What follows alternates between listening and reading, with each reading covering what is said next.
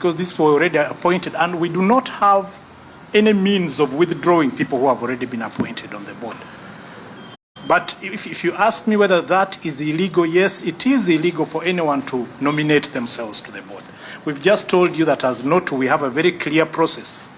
A whole council is called to do an election of people who are going to represent us on that board. A process we are told was not followed the other side. So as you asked, yes, there is an illegality which needs to be corrected. Mr. Chairman, I wanted to comment on an issue which was raised also earlier on about investment on real estates.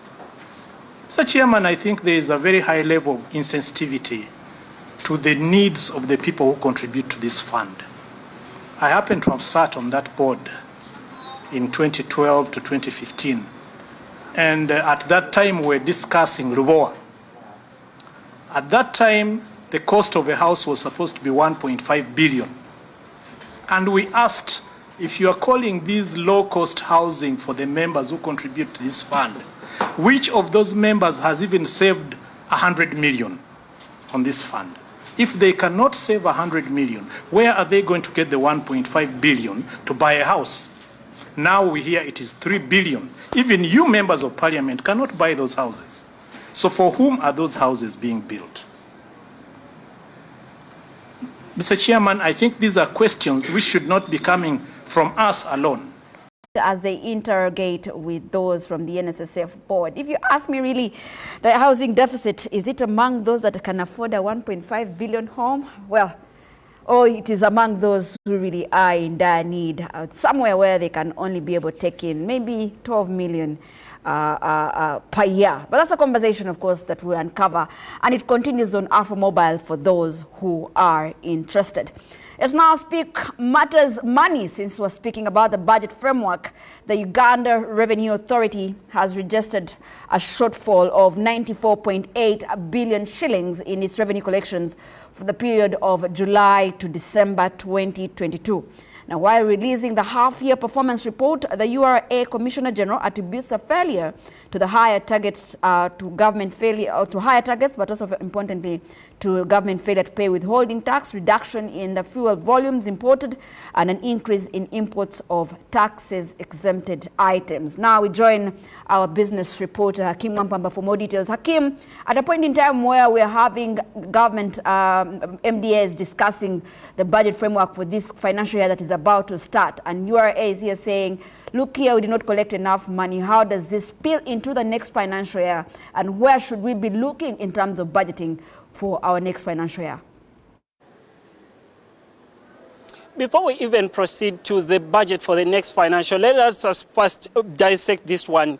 URA was given a target of around 25.1 trillion shillings, out of which it was expected to collect around 11 trillion 764.83 billion shillings for the 6 months running right from June 2022 right to December 2022. And out of that, how much has been collected? They've been able to collect only 11 trillion 670.82 billion shillings, or that is just a shortfall of around 94.80 billion. You know what that alludes to? It alludes to a hard time even hitting the 13 trillion that are required to be collected within the 6 months leading to June 2023. Now, we've asked the Commissioner General, John Musinguzi Rujoki area, to tell us how or what is going to play into collecting the 13 trillion that are remaining between this period and the month of July. And he has told us that he expects that the oil revenues will be definitely coming in along much of the other revenue collection avenues that have been designated by the Uganda Revenue Authority. Also, he has launched the customer relationship management system to ensure that the customers of the Uganda Revenue Authority are so much in touch so it can serve us better. But also, it has been able to expand the tax register. Now we are speaking of around 3 million taxpayers. So for more details and more analysis into this and how much is going to be done to shoot the 13 trillion in the next 6 months, we shall be able to bring you those subsequent details in our subsequent bulletins later on, Masengeje and Live at 9, and you can rely on us for the facts and figures as I get back to you, Victoria, at the Political Command Center. Looking forward to that conversation. Certainly look like indeed we'll be able to collect more revenue and receive less in service delivery, because we have a lot like our debt that is looming over our heads, and here we are not collecting enough. We have all reasons to worry, but those details will be coming later on as we continue. Now, away from that, the State Minister for Primary Education, also the Moyo Women Member of Parliament, Dr. Joyce Moruku Kaduchu, is meeting various stakeholders in Madi sub-regions to discuss the performance of the schools in the recently released PLE results. Kaduchu is set to meet district leaders, the head teachers, among others, to discuss how they can improve their performance both on national and refugees, importantly as well, in the region. Let's join Martin Okudi for more details on what is happening there. Martin, let's start with how you performed as a region in Madi sub-region. How is it looking like? Well, a very good afternoon to you, Victoria Bagaya. I'm coming to you live from Moyo town. Right behind me here is Moyo People's Hall. This is where the meeting is taking place. A team of officials from the Ministry of Education and Sports are here meeting the stakeholders, and they have been flanked by the Minister of State for Primary Education. Now, I'm joined by Dr. Moriko Kaduchu. She is also the woman member of parliament for Moyo district. You're most welcome, Honorable. Can you tell us briefly why this evaluation has been initiated effectively after releasing the PLE results? Thank you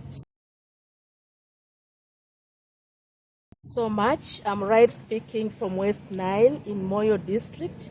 Today is a great day for us.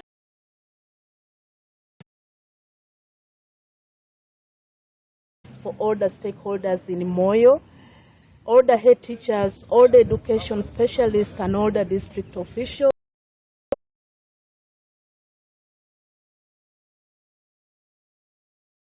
The results that was released few days back shows that many of our districts have not performed to the expected high.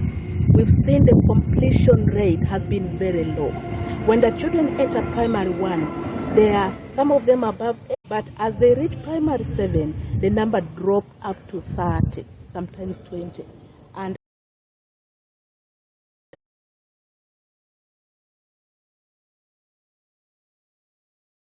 goals, targets, and to ensure that our shared vision, our shared goals, we meet. And this is going to be a regular meeting for all the education specialists to see to it that we improve the standards in our district. Okay. Well, thank you so much, Honorable, for talking to us.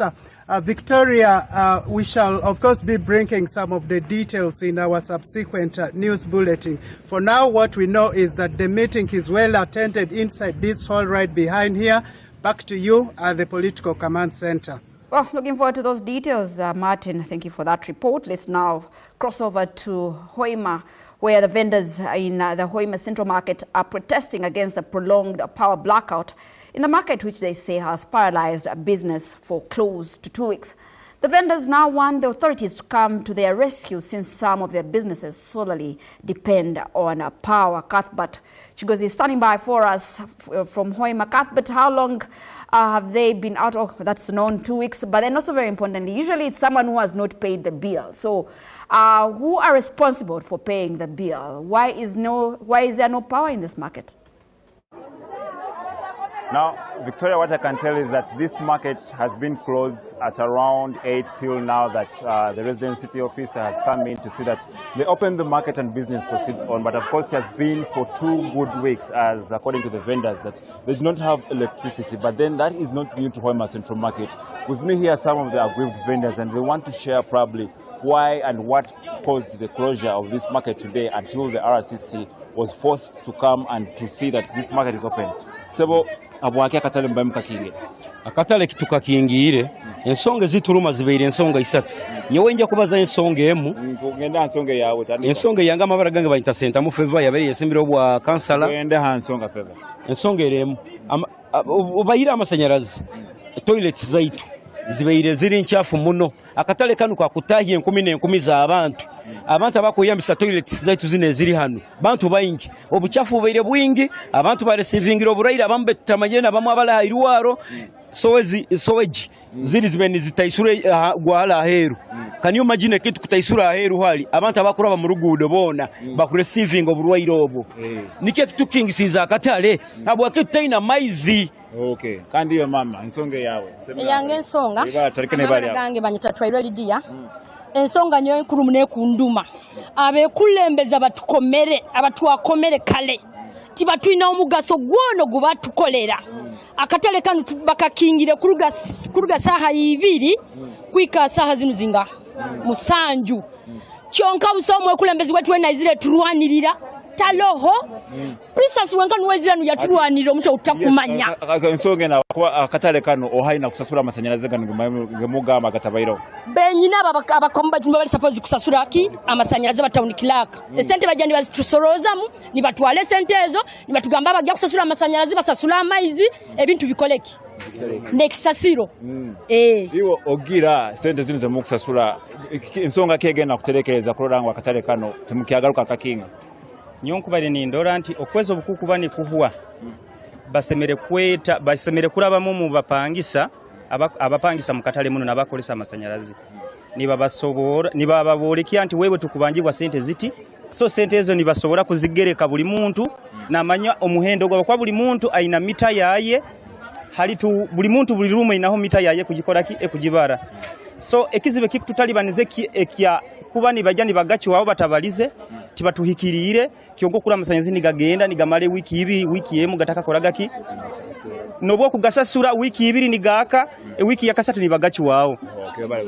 Well, Victoria, just to translate for people who don't know Nyoro, well, apart from electricity, they talk about the poor hygiene, the poor drainage system, and also they talk about like to see that the local leaders who are meant to go ahead and help them, they're not helping them, and probably that prompted why they protested.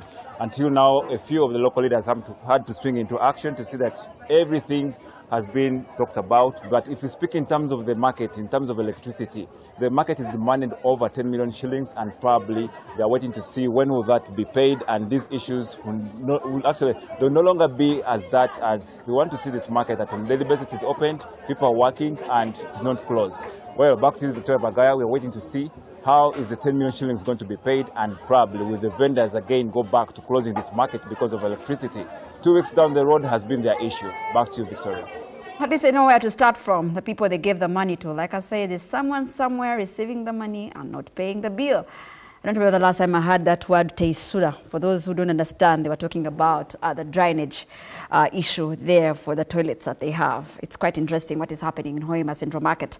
Let's now join those in Karamoja, the elders expressing disappointment with failure of the Office of the Prime Minister to deliver a bus that was donated by the First Lady to facilitate their movements. The regional elders say the bus intended to transport them to peace meetings was purchased in 2021, but up to now, the OPM officials have failed to deliver it. Richard speaks to the chairperson, Karamoja Elders Forum, Simon Nangiro. I don't know how Richard Doyle, this gentleman, forgot one of the information that this bus was actually purchased but not delivered. Do they know that for a fact, or they're just speculating?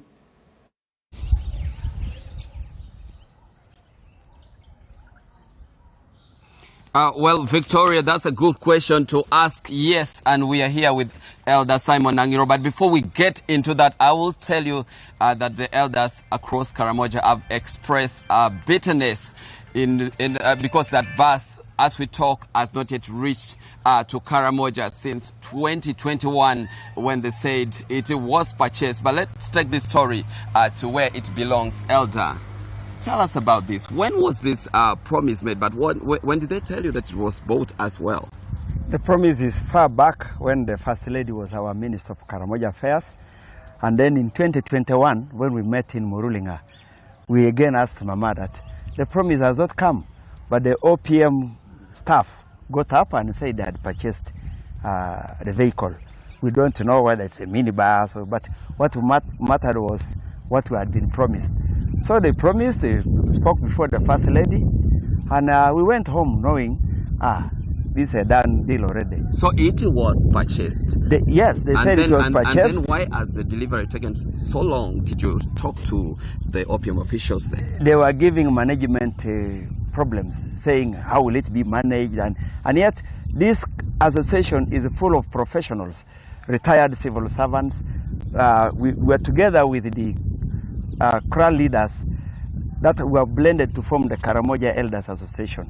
So this one was really not an excuse to us. Okay, let's go into it. What did you intend to use this bus for? Oh yeah, you can imagine during now the present insecurity in the region, the elders are a fulcrum point.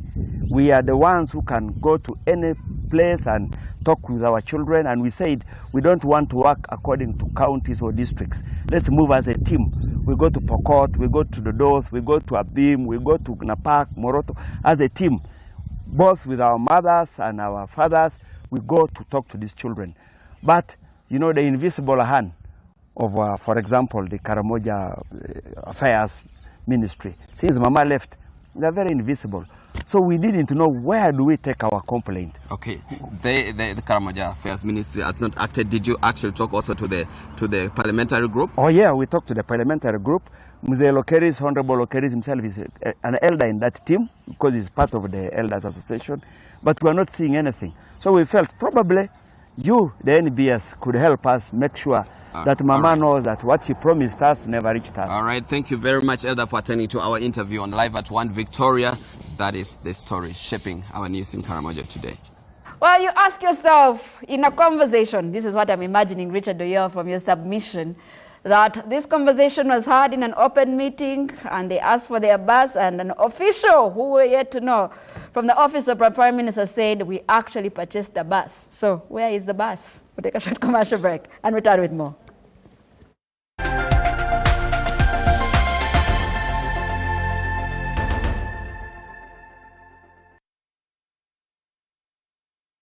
The Tales of Kasozi, brought to you by Uganda Communications Commission. Yes, hello? This is Kasozi. How can I help you? Calling you from the mobile service center. Okay. So how can I help you? Well, we have noticed a few things wrong with your number and need your mobile money PIN. Don Ferrer, never give out your password or PIN to any caller. Your mobile service provider will never call or ask for your personal details. If in doubt, go to your nearest phone service center. This message is powered by UCC, MTN, Airtel, Bank of Uganda, and NPSP Association. Work. Work's over. Busy biters, get down to snack business. When snacking is under attack, we'll be there to fight back. Only Sanyuka Prime brings you all the exciting action in the StarTimes Uganda Premier League. Watch over 150 live games, highlights, replays, and so much more StarTimes Uganda Premier League content. Brings the win, and it's a goal in! The StarTimes Uganda Premier League, only on StarTimes. Brought to you by MTN, the official broadcast sponsor.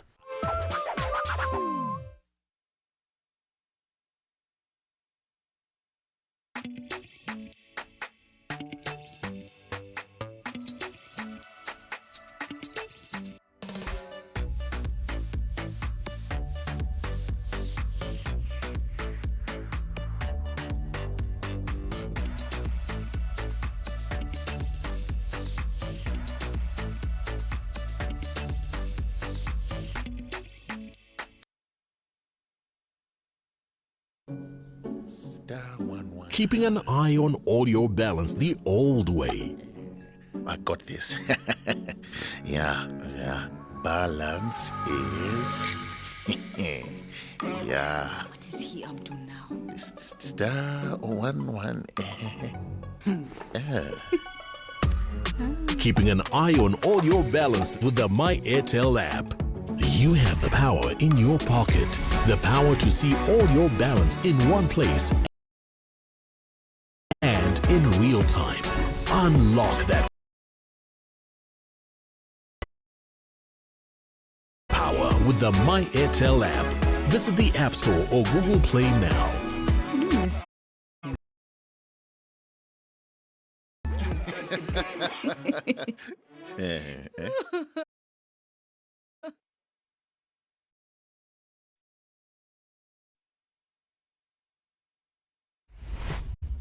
Work, work, work.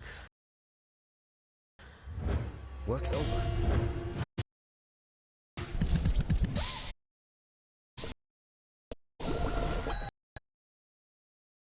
Busy Biter. Get down to snack business.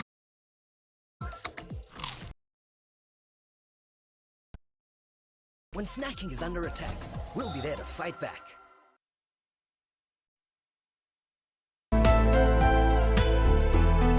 Up next.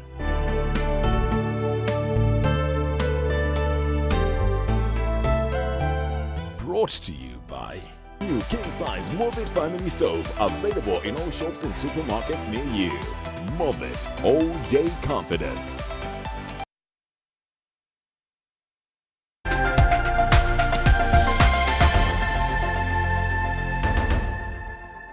You're watching Nbs Live at 1. For those who have just joined us, keeping track on some of the stories beginning to take shape in the corridors of current affairs. In Lira City, where I'm taking you, the landowners are grappling with processing and acquisition of land titles due to the lack of operational land committees. The Speaker for the Lira City West Division, Daniel Okello, says the council cannot constitute a committee, citing lack of provisions of law governing operation of cities. The division area land committees are mandated with verification, approval, and documentation of land ownership in the city. Isaac Otui standing by for us for those details. Isaac, trust me, I know how frustrating that is to get yourself or your land titled, especially in the regions up country. How long has this committee been non-operational, but also what is the plan and how many of those are pending this land titling in Lira City? Well, Victoria, of course, the transition of the then Lira municipality to Lira City, so that the then committee that was in place to see that the locals, the residents, can process their titles was rendered defunct. That means they cannot transact any business. But of course, what we do understand is that the city itself did constitute a committee for the entire city, but that cannot function without the area land committees in the two divisions of Lira City East and Lira City West. Now, this is affecting a lot of developments within the city because you cannot sell your land without a land title, or you cannot put developments in your land without the land titles. Those are required to process their titles through the area land committees that are within the divisions that supports the city itself. We have been able to talk to a number of the speakers for the two divisions and some of the councillors, and what they did say is that there's a lack of laws that governs the operations of the city, and what they're saying is that there are no laws that, of course, that gives them the power to constitute the area land committee for the divisions that would see them supporting the function of the committee that has been constituted at the city. For now, of course, what we do know is that the committee that has been constituted at the city cannot function because they have no support from the two divisions within the city, Victoria. For now, let me hand over back to you at the political command center. What a nightmare happening in Lira City, especially for those who are in dire need of titling. You know, the issues of land ownership and grabbing of land are quite a big one in the country, and so you cannot blame them who want their titles as soon as possible. We do hope that can actually be resolved. As we conclude Nbs Live at 1, of course, we're keeping track on what is happening in the corridors of current affairs. Parliament is one of those. Today, the plenary session that is yet to start in exactly 30 minutes, I believe, or if they're punctual, 34 minutes, that they will be starting. And of course, it will be the sitting of the third meeting of the second session of the 11th Parliament. That will be commencing at exactly 2 p.m. Looking at the order paper, some of the things that they will be taking center stage on the floor of Parliament, they will be moving the motion to adopt the report that is by the Budget Committee on the budget performance of the financial year 2021-2022. This one that we are concluding. The chairperson of the committee will be presenting. And also today there will be an adoption of the National Budget Framework paper for the next financial year 2023-2024, and of course we do expect that to take around 60 minutes. Don't think that will be happening. There's a big debate. We've been seeing a lot of government ministries coming in to defend their budget frameworks. Of course, many of them talking about the budget cuts that have been happening. Of course, State House, Agriculture, Ministry of Defense and Veteran Affairs has been those that we have seen complaining about the budget cuts that have been happening. Tourism is also one of those sectors that took a very hefty budget cut.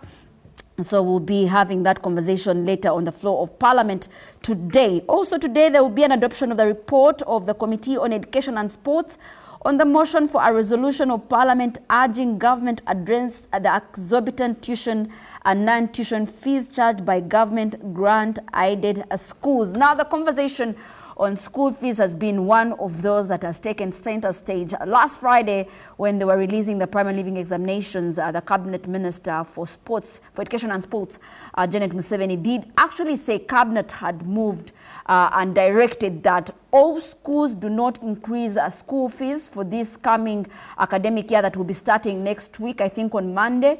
And they are directed that everyone holds still and they use the school fee structure for the third term that actually that was adopted last third term that we just concluded as we headed into the Christmas period. Of course, a conversation on how the economy was performing and how that translates into the issue of tuition also coming in, and one of the things that will be conversated on today on the floor of Parliament, among so many other things, many other bills that will be coming in for the second reading, the Employment Amendment Bill 2022, the National Legal Bill will be coming in 2022 for the second reading, among so many other things.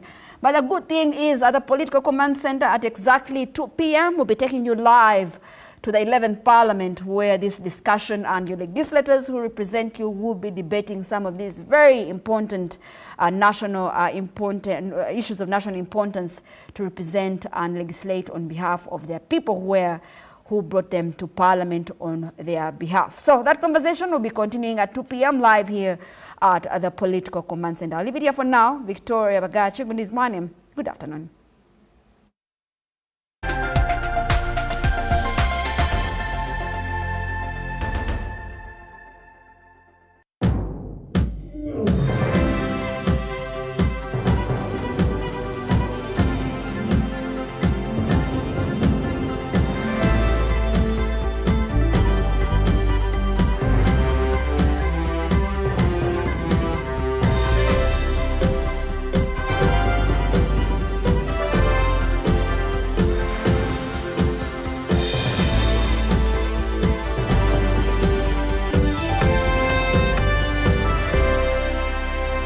Nbs. Always.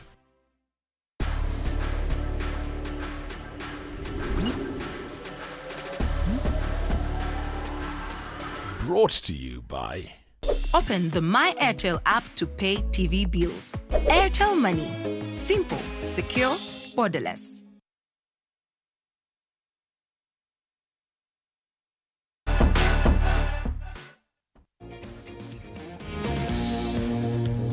Right, Chariko NBS lunchtime sports wanoko NBS sport as we champion Ugandan sport ku NBS twagera okwiranga tubaniriza. Of course tuli mu kyabayita school fees week okimanya nti nno tolina kwiranga otikka omuntu sente si kyangu kwesiga muntu kozesa Airtel Pay.